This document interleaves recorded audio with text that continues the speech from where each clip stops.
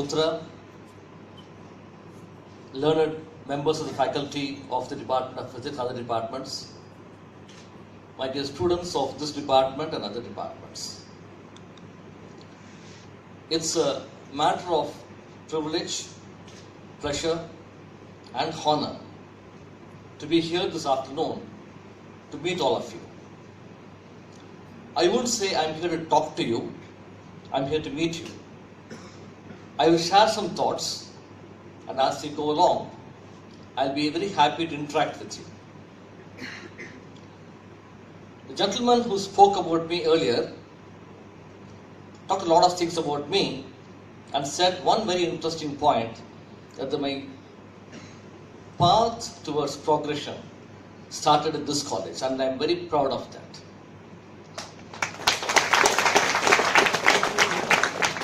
I think this is the formative years one spends at the college, the formative years one spent in the school will condition the way you behave in life, you look at problems, you achieve what you want to achieve, or get frustrated. I was very privileged to be in this college under the tutelage of some of the best known professors of physics. I was taught by a galaxy of professors, starting with Professor S.R. Govindarajan, who was the principal at that point of time. I was taught by Professor Ananthan. I was taught by Professor Krishnan, who later on became the principal of this college.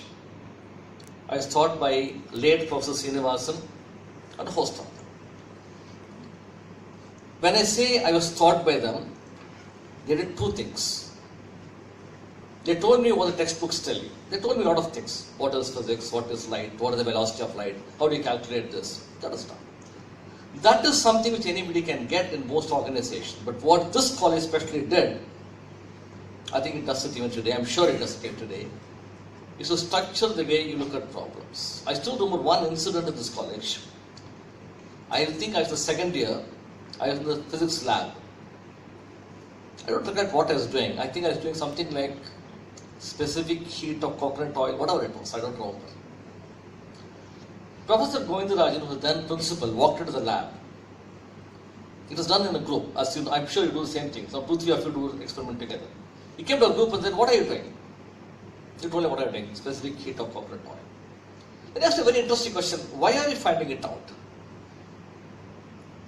He said, we've been asked to find out. No, I said, why? No, you're supposed to do this, get the observations, write the record, and that's important examination. Then he asked, do you think the world doesn't know the value of specific heat of coconut oil? You should find it out.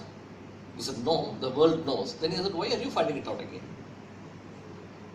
So that set us thinking, why are we finding it out? One answer is, yes, you must find out, write the observation, write the record, mandatory requirement for examination. Then he said, there's something else to that, which I think every one of you need to understand, ladies and gentlemen. He said, you are not here to determine the value of the variable. All of us know that. Secondly, world doesn't want you to discover it. We know it already. But the time you spend in the lab is to teach you a certain methodology which we call scientific thinking. What is that? It says if you have a problem, I can analyze it a number of ways. There is a certain methodology adopted over a period of time, well tested, well tried, and that is what you need to learn today. Then you asked him, why should you learn this? He had an interesting answer. He said, if you learn this methodology of what we call scientific analysis and thinking, applying that methodology anywhere in the world, not necessarily physics lab, will make you a very different person. Ladies and gentlemen, that is what I think every one of us to carry back home when you go back to the institution. I think there will be controversial statement to make, but let me make this statement. I think we are similarly fortunate to study this wonderful subject called physics. I am not decrying other subjects, everything is important, but physics has its own strength because, as you will recollect, Sir Isaac Newton, the great physicist, never used the word physics. How did he refer to physics? He referred to physics as natural philosophy. He said the study of physics is equal to studying nature itself in a philosophical context. We used to have a lot of fun in our days in the college. We used to have terrible kind of competition or rivalry with the maths department. The maths students told us, we are the ones who understand the universe. We are the ones who put numbers to the universe. We used to go and tell them, you put numbers, we interpret numbers. And moreover, we coined an interesting phrase with which we used to irritate math students. We used to tell them, mathematics is the handmaiden of physics. We used to irritate them a lot. So this wonderful science called physics does three things for you. First of all, it develops in you what we call a scientific temper. What does it mean? It means you look at things objectively, ask questions, don't get biased to the answers, understand, interpret the answers, and see if you can apply it to life. The second thing, it gives you a strong grounding on the way you understand numbers. Please take it from me, ladies and gentlemen. As much as mathematicians interpret and understand numbers, we understand numbers equally well. One of the biggest strengths I carried with me from the college was understanding numbers. So I did something very unorthodox in life. After my B.Sc physics, my ambition was to become a theoretical physicist. So as usual, I applied to IIT Madras, got admission in MSc physics, went home to be told by my mother, I can't join IIT. We fought. You know, mothers were very emotionally they can emotionally blackmail you sometimes. So she succeeded in doing it and said, I must become a chartered accountant. The reason was very clear. It's either a mistake or honor that I was born in a family of chartered accountants. So she said, you can't do anything other than that. You have to be chartered accountant. You're born in this family. I decided to become one. I understood the strength of my learning in the college, not when I was doing B.Sc physics, but I did my chartered accountancy course. My understanding of numbers, my ability to stand back, look at them and interpret them, see them in perspective, relate numbers, stood me in very good stead, which resulted, with pardonable pride I can say, by becoming a national rank holder in CE. That credit doesn't go to me learning commerce, I never learned commerce here. And the credit goes to my understanding the scientific temper of what you do. I heard the speaker before me talk about a distinguished alumni of this department who came and addressed you. Typical of any student of science, I do some statistical analysis. I said, let us see a distribution of what sectors they come from. And I found majority came from IT departments, right? Of the number you talked about, a large number came from, or significant number came from IT. Ladies and gentlemen, I think you are similarly fortunate because you are now living in an era where IT is as important to the world as earlier generation witnessed two major changes in the global system. One was the Renaissance, almost 100 years ago. The second was the Industrial Revolution. The third, people talked about knowledge revolution. They kept on talking about it. But that never came through. The same impact as Renaissance and Industrial Revolution came about. It's now happening. I'll give some numbers for this. The internet-driven economy will generate business value of close to 8 trillion US dollars per year. Let's get an idea of what this number is. 8 trillion US dollars is equivalent to the sum of the gross domestic product of Germany, France, and Netherlands put together. Now that to the size of the market we're talking about through one small thing called the internet. You have applications, you have security, you have forensics. There's a whole lot of them driven by IT. Who is most competent to make the mark in this IT system? I think you and I are most competent because we come from understanding the most fundamental principle that drives information technology, namely the principles of physics. I talk to a number of IT people in the world. I talk to two kinds of IT people in the world, the good guys and the bad guys. The good guys are those who create programs, run systems, manage infrastructure, create databases, etc., etc. As a professional, I am also a digital forensic investigator, meaning I help the police, the CBI and armed forces in India and abroad to investigate digital crimes. I meet a lot of IT professionals who commit crimes. Exceptionally brilliant. So both the good and the bad guys in IT are exceptionally brilliant, and this brilliance comes from a strong foundation in a science like mathematics and or physics. What does strong foundation mean to you? How does it happen to you? You're all students of physics, right? You heard of this person by name Richard Feynman? You heard of him? Who is he? What did he do? Why is he popular? Any ideas? What did this man do? Quantum electrodynamics. Quantum electrodynamics. That's nice jargon. Tell me in simple terms, what did he do? Yeah, he did quantum electrodynamics. You heard of Feynman series? What does that tell you about? It links nature's distribution of certain resources to a mathematical model, right? You have Feynman series. Richard Feynman was a Nobel laureate. Richard Feynman was also a very cranky person, extremely cranky. He was the heydays when the Second World War is going on. So there is conscription compulsory in the United States. They said, Feynman, you have to go serve the army. Richard Feynman didn't want to serve the army. So he said, how can I come out of this? So he evolved a system whereby he feigned to be a lunatic when he went for interview. He convinced the board of psychologists saying, yes, Richard Feynman is a lunatic, can't go to army. Exceptionally brilliant guy. He wrote a series of books called Feynman's Lectures. I'm sure you have it in the library. Excellent books. He also wrote another interesting book called You Should Be Joking, Mr. Feynman.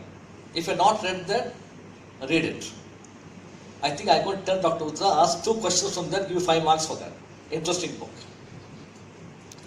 There's one anecdote in that book which I'll never forget, which I think you must all remember. Feynman takes a sabbatical leave for 1 year from MIT where he's teaching and goes to Brazil. The Brazilians don't speak English, they speak Portuguese, Spanish. So he understands, learns Portuguese and Spanish and starts teaching there. I mean, a teacher is always a teacher, they can't keep quiet. He goes and teaches in the Brazilian University of Sao Paulo.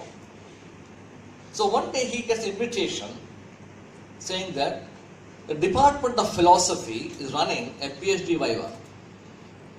As you know, when you finish your doctoral work, you defend the work in front of public audience, the Viva.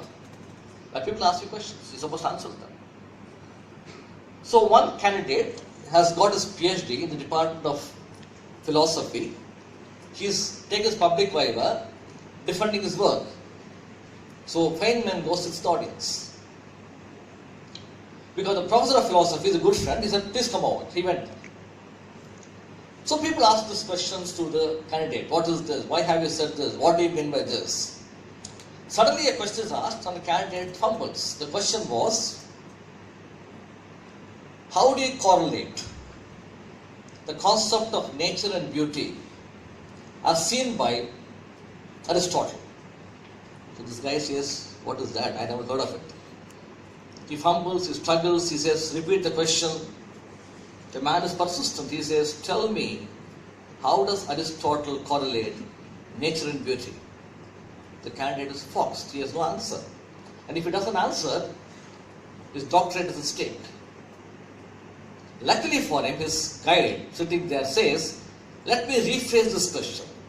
And says, tell the candidate, can you tell the audience, what does Aristotle state in book 3, chapter 4? And the candidate rattles off the entire content of chapter 4, book 3, which is nothing but relationship between beauty and nature as in Aristotle. This, ladies and gentlemen, is what differentiates a good student from a bright student. A bright student can understand what is the textbook, fairly reproduce it accurately, and also come back and tell you, I got sufficient grade to get a distinction. I have sufficient grade to get a rank. I have enough marks to join the master's course. has sufficient marks to be called for interview, but that is not understanding physics. If you are able to go out to the world and tell your employers, your peers, your professors, and anybody you meet in the world, what does that mean in terms of understanding, that is understanding physics. In today's world, there are three classes of people who make their mark in professions. I know what is. What the philosophers say, id est. You write IE, isn't it? That is. What does it mean? Id est. He says, what is. I know what is there. Without change, I can tell you this. One level. You go beyond id est. You say, I know what is there. I know what it means. Next level. Third level. I know what is there. I know what it means. And I know how to apply it. You have to graduate from level 1 to level 2 to level 3 as you progress. Either learning further or going to a job, you will learn what it means. Then you will say, can I apply it? If you look at inventors in the world who got patents, great guys, they all know what is there. They understood. They went one step further and said, let me apply it. So application comes after understanding, which comes after knowing what is. Many of us, ladies and gentlemen, students, will have to make sure that we know id est, what is. That's what I've been taught. But as you keep doing it, keep asking the question, can I understand what does this actually mean to me? For example, somebody came and told you in the class, you have a spectroscopy, right? I'm sure you still have paper spectroscopy. They came and told you, well, you know, in the spectrum, there is a spectrum which is ultraviolet. So I learned there's something called ultraviolet. Then what do? I asked them, what is ultraviolet? They tell you, this frequency or wavelength, if this band is this is ultraviolet. So I know there's something called ultraviolet. It's very unique, defined, starting point known, ending point known. That is knowing it. You go further and say, what does this mean to me? You start thinking, okay, if this ultraviolet is part of the spectrum, it means it has certain powers because of the uniqueness of its frequency. It is not visible to certain cases. It cannot be altered. If you read spectroscopy ultraviolet, you know that altering the behavior of ultraviolet is more difficult than altering the behavior of infrared. This is something I tell you.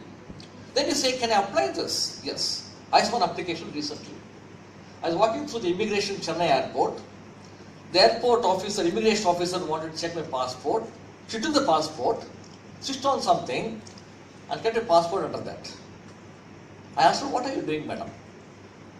She said, I'm checking the passport is a genuine one or not a genuine one. I asked her, how do you know by seeing in the light? She said, I have an ultraviolet light telling me what happens. Application.